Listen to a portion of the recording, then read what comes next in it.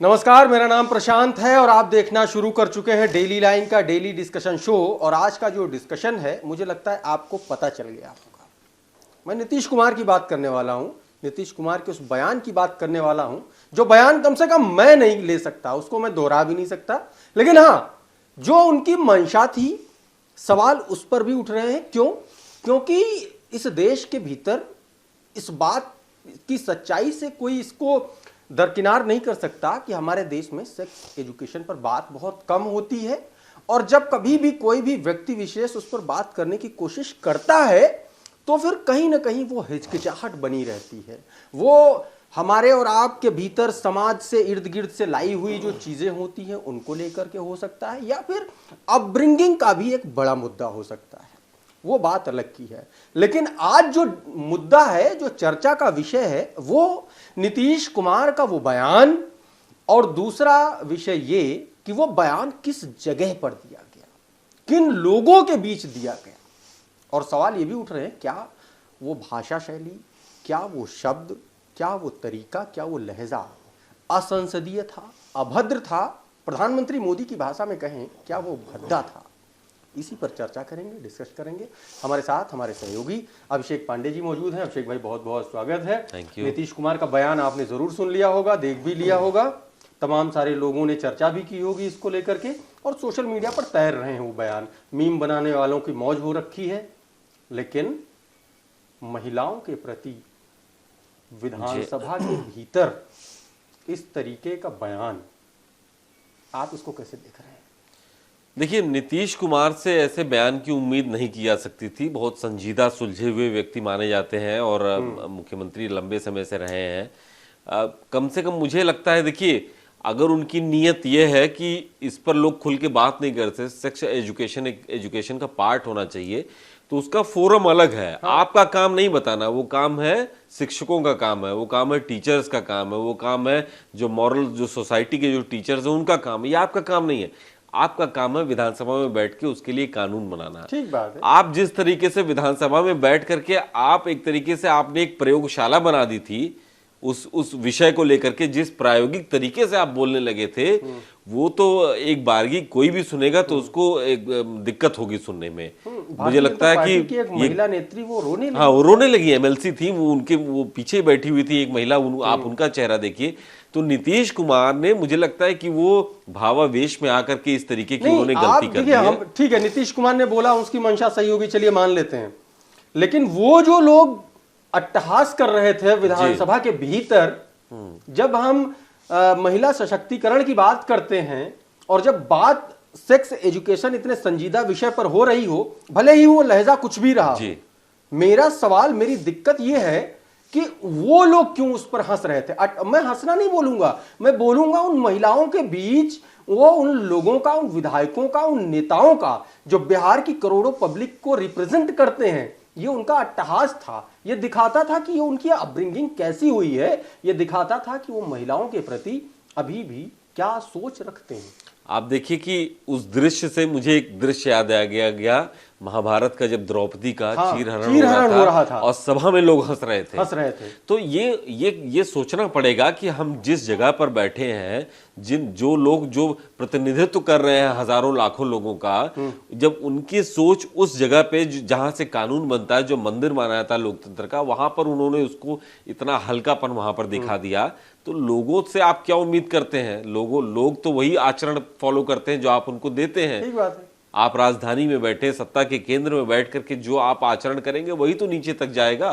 तो ये उस समय जो लोग बैठे हुए थे, जो हंस रहे थे, ये उनके ऊपर एक सवाल है, ये उनके ऊपर समाज का सवाल है कि आप क्या कर रहे थे, आपकी मानसिक स्थिति कैसी है। ठीक है, चर्चा नीतीश कुमार के बयान की हो रही, मैं मान लेता हूं। ठीक है, नीतीश कुमार ने गलत बयान दिया, गैर संजीदगी के तहत उन्होंने बयान दिया, उनको यह बयान नहीं देना चाहिए था। ठीक है, क्या उन विधायकों ने, उन एमएलसीज ने उस पर कोई सफाई दी जो अट्टहास कर रहे थे दुशासन की तरह?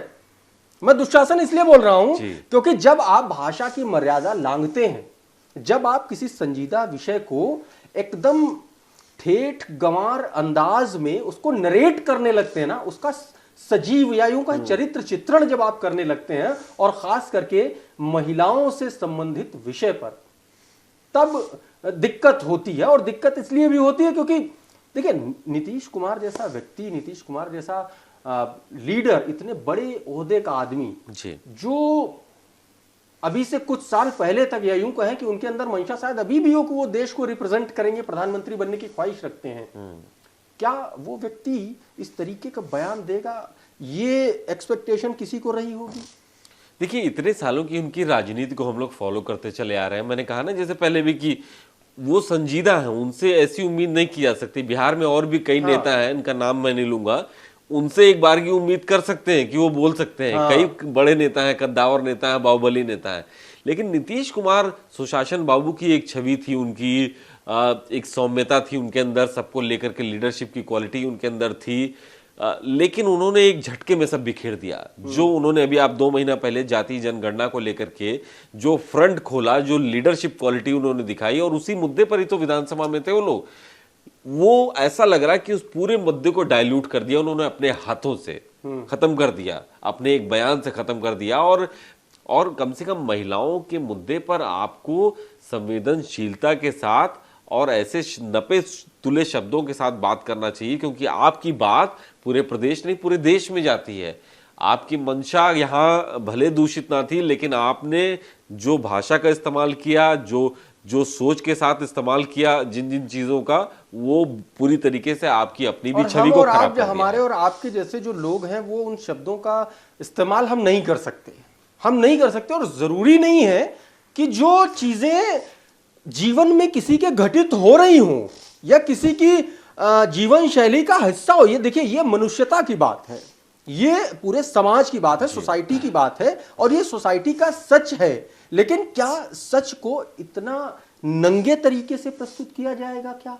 ये एक बतौर नागरिक भी सवाल है।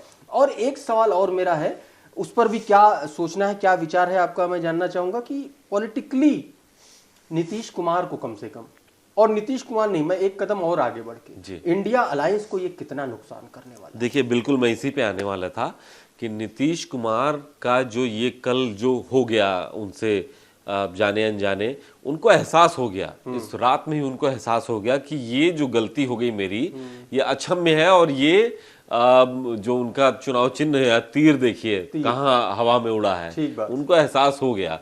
तो फिर उन्होंने सुबह ही उन्होंने माफी मांगी, उन्होंने कहा कि ये तीर नुकसान कर जाएगा, ये ब्रह्मास्त्र की तरह चल रहा है, ब्रह्मास्त्र की तरह चल रहा है। और इसीलिए उन्होंने सुबह आके उन्होंने कहा मैं स्वयं की निंदा करता हूँ, स्वयं की निंदा। मोदी जी ने भद्दा बताया। तो आप ये समझिए नीतीश कुमार की ये आलोचना सबको करनी चाहिए। जो नहीं करेगा आलोचना, इसका मतलब वो इनको एंडोर्स कर रहा है, उनको प्रोत्साहित कर रहा है। हर एक भारतवासी को उनकी इस आचरण की निंदा करनी चाहिए। ठीक बात है। और सवाल ये भी है कि आपने, ठीक है, सेक्स एजुकेशन पर बात होनी चाहिए, खुलकर बात होनी चाहिए, लेकिन इसका मतलब ये नहीं कि आप नंगई पर उतर आए, जी, है ना। देखिए सवाल फिर वही है कि तेजस्वी यादव ने भी बोला, बचाव किया, आरजेडी ने भी बचाव किया। यही बयान, इसी तरीके का अगर कोई बयान भारतीय जनता पार्टी का कोई नेता दे देता, सोचिए तो क्या स्थिति होती। देखिए विपक्ष पर कोई टिप्पणी नहीं आई नीतीश कुमार पर, राहुल गांधी की कोई टिप्पणी मैंने नहीं सुनी। बिल्कुल बिल्कुल बिल्कुल। तो मुझे लगता है कि देखिए बिहार के लोग नहीं, पूरा देश सवाल पूछेगा कि आप इस तरीके का बयान कैसे दे सकते हैं। भारत जैसे देश में जहां भी नारी शक्ति ना, और आप सोचिए महिलाओं को लेकर के क्या सोच रखी जाती है। लोग आज भी, ठीक है हम अमेरिका इटली नहीं है, हम भारत हैं, भारत के हिसाब से सोचिए, वहां पे बोला जाता है, वहां पे माँ बेटी भाई बहन सब बैठ के एक साथ ऐसी चर्चा कर सकते हैं। यहाँ आज भी हम टीवी, हम अगर परिवार के साथ देख रहे हैं, कोई ऐड आता है तो हम अपना चेहरा घुमा लेते हैं। इस तरह बात करेंगे नीतीश कुमार, कम से कम उनसे उम्मीद नहीं की जा सकती थी। ठीक बात है। और बड़ा सवाल ये भी है कि जो जिस वक्त पर उन्होंने ऐसा बयान दिया, मुझे क्या किसी को समझ में नहीं आ रहा है कि नीतीश कुमार जैसा एक सुलझा हुआ नेता, इतना परिपक्व लीडर, वो ऐसा बयान कैसे दे सकता है। बहरहाल आपको क्या लगता है, खास तौर पर ये जो मुद्दा है सेक्स एजुकेशन का, इस पर खुलकर बोलने की इजाजत होनी चाहिए, या सेक्स एजुकेशन को किस तरीके से एजुकेट किया जाए इस टॉपिक को लेकर के? क्योंकि नीतीश कुमार ने जो किया वो ठीक नहीं किया, ये आप भी मान रहे हैं, तो उसका तरीका हो क्या सकता है ये आपको बताना चाहिए। आप हमें अपनी प्रतिक्रिया हमारे कमेंट बॉक्स में जरूर लिखिए। ये वीडियो, हमारा एनालिसिस, हमारी चर्चा अगर आपको पसंद आई हो तो इसको लाइक और शेयर जरूर कर दीजिए। अगर आप हमारे चैनल पर नए हैं तो हमारे चैनल को सब्सक्राइब कर लीजिए। ये वीडियो अगर आप हमारे फेसबुक पेज पर देख रहे हैं तो हमारे पेज को फॉलो कर लीजिए। हमारे प्लेटफॉर्म का नाम है डेली लाइन।